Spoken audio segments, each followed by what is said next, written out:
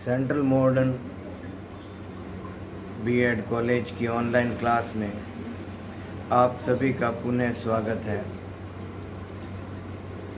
हम राजस्थान में उत्तरदायी शासन के बारे में अध्ययन कर रहे थे।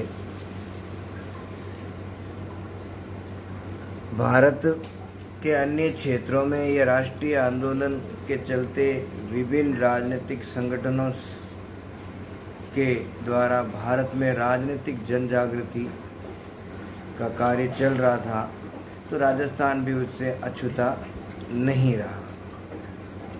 राजस्थान में भी कई ऐसे संगठन बने। राजस्थान सेवा संघ है, मध्य राजपूताना सभा है, इसके द्वारा राजस्थान के लोगों को जन जागृति का कार्य कर रहे थे। साथ ही जब अखिल भारतीय देशी राज्य लोक परिषदों का गठन हुआ तो उसने भी राजस्थान में जन जागृति के लिए कार्य किए। राष्ट्रीय स्तर के नेताओं के साथ भी राजस्थान के बहुत सारे नेता सक्रिय रूप से जुड़े थे, तो वो भी राजनीतिक जन जागृति में बड़ा योगदान उनका भी रहा। दयानंद सरस्वती या जो बाद में आगे चलकर जो क्रांतिकारी घटनाएं हुई, उन क्रांतिकारी घटनाओं से भी राजस्थान अछूता नहीं रहा। तो फिर राजनीतिक जागृति के बाद राजस्थान के जनता में जो जितनी राजनीतिक जागृति आई, वो अपने उत्तरदायी शासन की मांग करने लगे।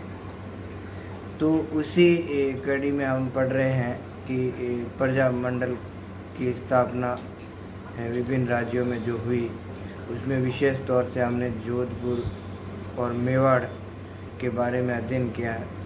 आज हम उत्तरदायी शासन या प्रजामंडल की स्थापना में जयपुर में किस प्रकार से प्रजामंडल की स्थापना हुई और प्रजामंडल जो आंदोलन था वह सामान्यतः उत्तरदायी शासन के लिए ही चलाया गया कि राजा महाराजा की छत्र छाया में ही उत्तरदायी शासन। तो अगर हम जयपुर प्रजामंडल की बात करें कि किस प्रकार से जयपुर में राजनीतिक जन जागृति आई, तो जयपुर राजनीतिक रूप से एक बड़ा केंद्र भी रहा यूँ देखें तो, क्योंकि अर्जुन लाल सेठी एक बड़ा नाम है। राजनीतिक क्रांतिकारियों की पौधशाला के संस्थापक रहे हैं एक तरह से अर्जुन लाल सेठी। तो अर्जुन लाल सेठी के प्रयासों से जयपुर में पहले से ही राजनीतिक जन जागृति का कार्य चल रहा था। और उसके बाद अगर हम देखें तो 1927 में चरखा संघ बना और चरखा संघ ने खादी ग्राम उद्योग की ओर विशेष बल दिया और खादी एक प्रतीक बना और खादी से लोग स्वावलंबी भी बने। तो 1927 से चरखा संघ की स्थापना से भी लोगों में शासन की जन जागृति के बारे में उनके विचार है लोगों तक पहुँचे, राजनीतिक जागृति के। और आगे चलकर हम देखते हैं तो उत्तरदायी शासन का पहला प्रयास जो प्रजामंडल के रूप में हुआ, वह कर्पूर चंद्र पाटनी ने 1931 में जयपुर प्रजामंडल की स्थापना की। लेकिन ये सक्रिय रूप से ज़्यादा विशेष कुछ नहीं कर पाई प्रारंभिक समय में 4-5 साल तक। बाद में इस जयपुर प्रजामंडल की जब पुनर्गठन हुआ यूँ कहें तो, जो सामान्यतः अगर देखें जमनालाल बजाज हैं, हीरालाल शास्त्री हैं, इन्होंने आगे चलकर जयपुर प्रजामंडल का पुनर्गठन किया। और अब जयपुर में 4-5 साल बाद अगर देखें तो राजा महाराजाओं पर इस प्रकार का दबाव बनाया जाने लगा, जन आंदोलन किया जाने लगा कि राजा महाराजाओं की छत्र छाया में ही उत्तरदायी शासन स्थापित हो। लेकिन जब अधिक जन आंदोलन की संभावनाओं को ध्यान में रखते हुए जयपुर राजा महाराजा ने उत्तरदायी शासन के लिए जो प्रजामंडल की स्थापना हुई थी, पहले उसको मान्यता नहीं दी थी और इसकी मान्यता लेने के लिए उन्होंने अड़चनें पैदा कर दी और महाराजा ने एक प्रकार से, प्रधानमंत्री ने ये आदेश निकाल दिया कि जयपुर के अंदर कोई भी गैर रजिस्टर्ड राजनीतिक संगठन आंदोलन नहीं कर सकता या कार्यरत नहीं रहेगा। तो ऐसी स्थिति में जयपुर प्रजामंडल को रजिस्ट्रेशन करवाना भी मुश्किल हो गया। और जब जमनालाल बजाज और हीरालाल शास्त्री ने इसके लिए प्रयास किए तो उन पर पहले से ही इस प्रकार की आरोप प्रत्यारोप लगाकर उनको बाहर कर दिया। जयपुर से जमनालाल बजाज को, हीरालाल शास्त्री को बाहर कर दिया। जमनालाल बजाज, उन्होंने कुछ ऐसी शर्तें रखी, यूँ कहें तो जो शर्तें ये थी कि जयपुर महाराजा ने प्रजामंडल के पंजीकरण के लिए कुछ आवश्यक शर्तें रखी कि एक तो ये कि वह प्रजामंडल का अध्यक्ष है, वह सामान्यतः राजस्थान का, जयपुर का निवासी हो और वो अन्य किसी संस्था का सदस्य नहीं हो और वह राजनीतिक रूप से राजा महाराजा या सरकार के साथ उसके हिंसक आंदोलन से जुड़ा हुआ नहीं हो, क्रांतिकारी गतिविधि, तो इस प्रकार की शर्तें रखी। और जब जमनालाल बजाज को उन्होंने पहले से ही जयपुर में प्रतिबंधित कर दिया, तो इस प्रकार से जो जयपुर प्रजामंडल का पंजीकरण है वो नहीं हो पाया।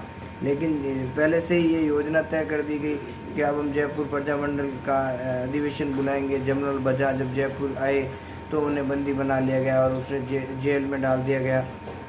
लेकिन ये एक अहिंसक तौर से जो जन जागृति के लिए चलाया गया आंदोलन था, इसमें राजा जयपुर के महाराजा का भी पुरजोर विरोध हुआ राष्ट्रीय स्तर पर। और इस असहयोग आंदोलन का कहें या सत्याग्रह का कहें, गांधी जी से भी इसकी राय ली गई और गांधी जी ने भी इन्हें असहयोग आंदोलन, जमनालाल बजाज जो गांधी जी के 5वें पुत्र माने जाते हैं, उन्होंने जब गांधी जी ने भी इसकी सहमति दी। लेकिन गांधी जी ने साथ में ये भी कहा कि मेरे साथ साथ आप सरदार पटेल से भी सलाह मशविरा कर लेना। तो सरदार पटेल ने भी बिल्कुल सहमति दर्ज की। और 1938 के बाद जब देखते हैं हम कांग्रेस के हरिपुरा अधिवेशन से देशी राज्यों में उत्तरदायी शासन का जो प्रयास कर रहे संगठन थे उनको समर्थन मिला या कांग्रेस ने समर्थन दिया, तो इससे इन संगठनों में एक नई कहते हैं जान आ गई और उन्होंने इस आंदोलन को और आगे बढ़ाने के लिए कार्य किए। तो इसके बाद जब सरकार पर, जब जमनालाल बजाज को जयपुर सरकार ने बंदी बना लिया, उन्हें जेल में डाल दिया, तो सिर्फ जयपुर के अंदर जमनालाल बजाज को ही गिरफ्तार नहीं किया गया, बल्कि बहुत सारे कार्यकर्ता भी उसमें शामिल हुए, प्रमुख नेता भी उसमें गिरफ्तार किए गए। लगभग 500 यूँ कहें तो कार्यकर्ताओं को बंदी बनाकर जेलों में डाला गया। महिलाएं भी इस आंदोलन में, प्रजामंडल के आंदोलन में पीछे नहीं रही। अगर हम देखें तो चिरंजी लाल है, ठीक है, अग्रवाल है, कपूर चंद्र पाटनी है, हीरालाल शास्त्री है, इनको भी जेल में बंदी बनाया गया।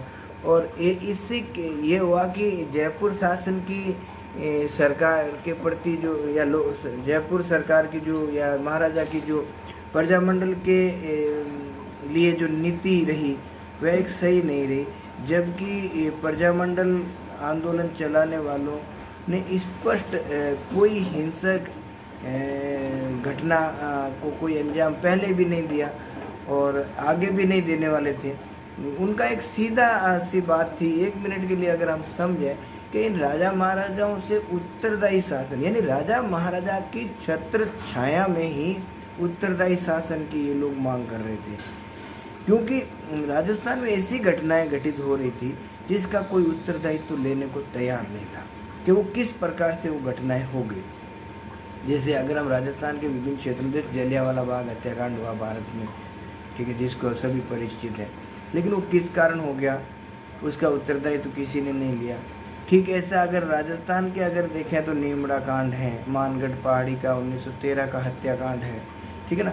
तो भील आंदोलन को जिस प्रकार से कुचलने की बातें आई, किसान आंदोलनों पर जिस प्रकार से गोलियां फायरिंग हुई, तो इस प्रकार की कुछ घटनाएं थी जिन घटनाओं का किसी राजा महाराजा ने, किसी सरकार ने कोई उत्तरदायित्व नहीं लिया। तो राजा महाराजाओं की छत्र छाया में भी कोई अगर कहीं अपराध हो रहा है तो उसका भी उत्तरदायित्व होना चाहिए।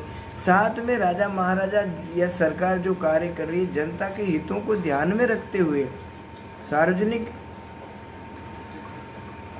रूप से सभी को एक अच्छे अधिकारों वाली बात के रूप में उत्तरदायी शासन लगाने की बात कही गई।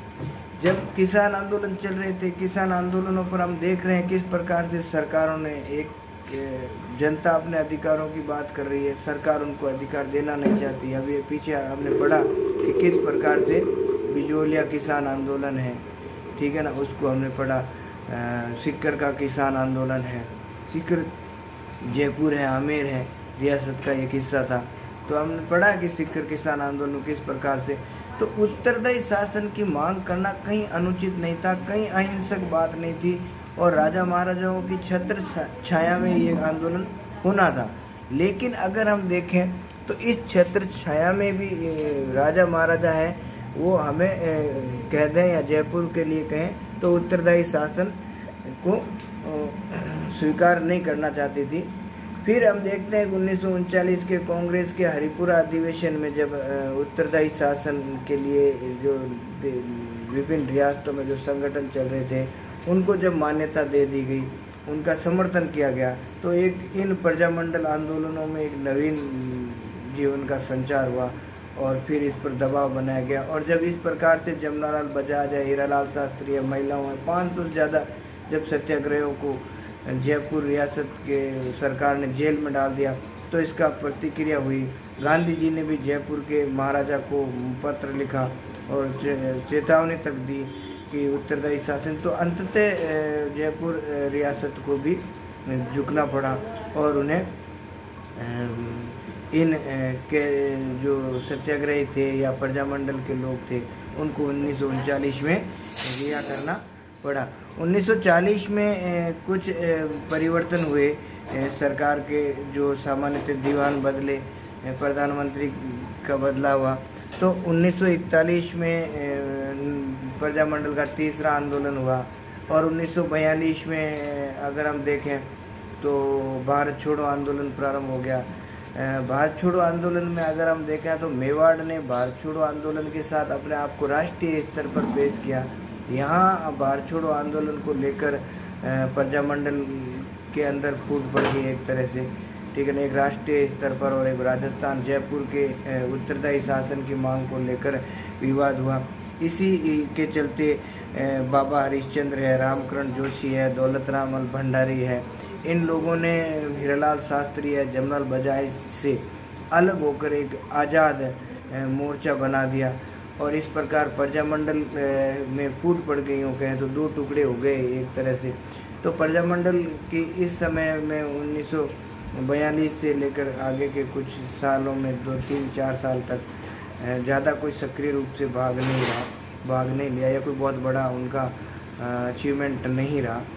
लेकिन आगे चलकर जो सबसे बड़ी बात हुई 1942 में जब हीरालाल शास्त्री ने विशेष तौर से जो महाराजा के प्रधानमंत्री थे मिर्ज़ा इस्माइल, उनको एक अल्टीमेटम भरा पत्र लिख दिया शास्त्री जी ने और उसके लिए एक समझौते की बात करने की बात कही कि इस प्रकार से महाराजा को क्योंकि अंग्रेज़ों को भारत छोड़ना था तो सबसे पहली बात ये थी, उन्होंने कुछ शर्तें रखी कि ये शर्तें जयपुर के महाराजा को स्वीकार करनी है। उनमें सबसे पहली बात तो ये थी कि 1942 के समय में अगर देखा तो 1939 में द्वितीय विश्व युद्ध शुरू हो गया था और 1945 तक चला, तो इंग्लैंड ने भी इसमें भाग लिया था।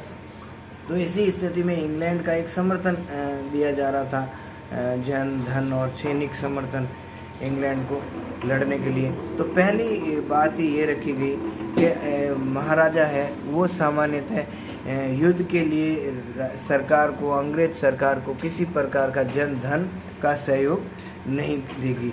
दूसरा ये था कि जो भी राज्य के अंदर प्रजामंडल है के सदस्य हैं, अगर वह स्वतंत्रता पूर्वक या शांतिपूर्वक अपने अधिकारों के लिए अगर कोई भी आंदोलन चला रहे हैं तो उन आंदोलनों की उन्हें छूट होगी शांतिपूर्वक। ठीक है। तीसरा था कि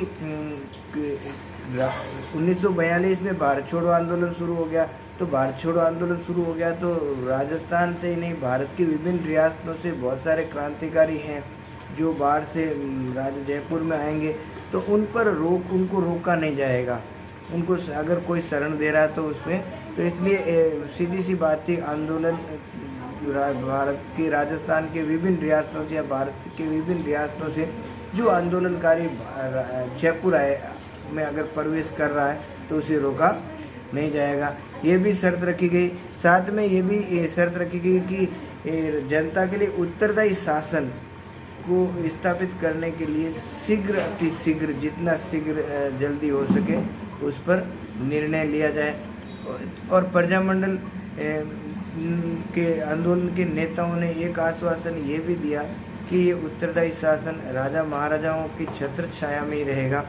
तो किसी प्रकार से प्रजामंडल के कार्यकर्ता है, नेता है, राजा महाराजाओं के विरुद्ध किसी प्रकार की कोई गतिविधियों का संचालन नहीं करेगा और किसी प्रकार की सीधी कार्रवाई है राजा महाराजा के खिलाफ नहीं रहेगी होगी।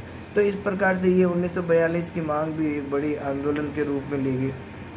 लेकिन इस बात को लेकर जब 1942 के भारत छोड़ो आंदोलन और इस अल्टीमेटम वाली बातों को लेकर आज़ाद मोर्चा और इनमें अलग फूट पड़ गई, तो इस प्रकार से कुछ ज़्यादा विशेष उपलब्धियां इसमें नहीं रही।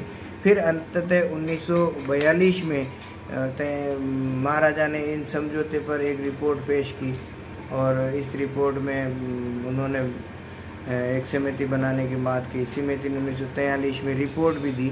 ठीक है।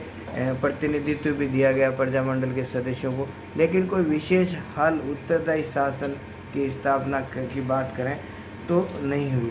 1947 में कुछ परिस्थितियाँ 46 वगैरह राजनीतिक घटनाक्रम चलते रहे हैं। 42 के बाद 44 है, 45 47 है, ठीक है ना, 46 है, 47 है माउंटबेटन, फिर आगे भारत स्वतंत्रता अधिनियम है।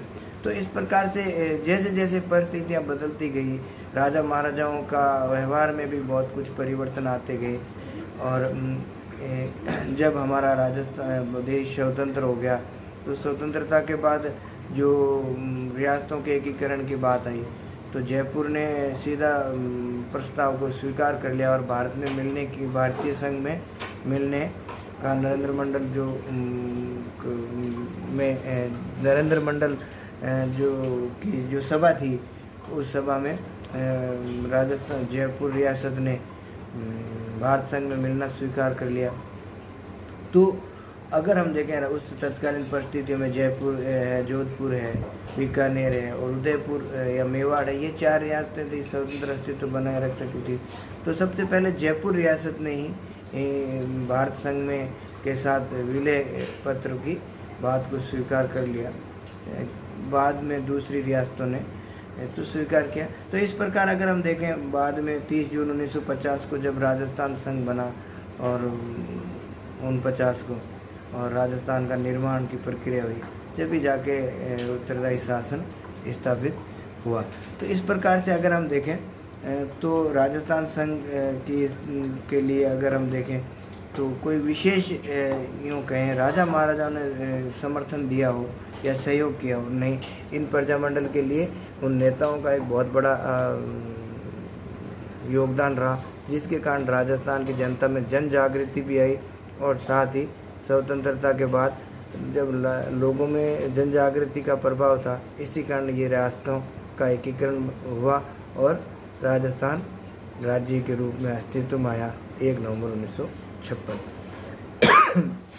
अगले वीडियो में हम राजस्थान के एकीकरण के बारे में अध्ययन करेंगे कि राजस्थान की रियासतों का किस प्रकार से एकीकरण हुआ, कौन कौन सी रियासतें थी, उन रियासतों में कौन कौन सी समस्याएं थी और किस प्रकार से राजस्थान की रियासतों का एकीकरण होकर एक पूर्ण राजस्थान राज्य अस्तित्व में आया।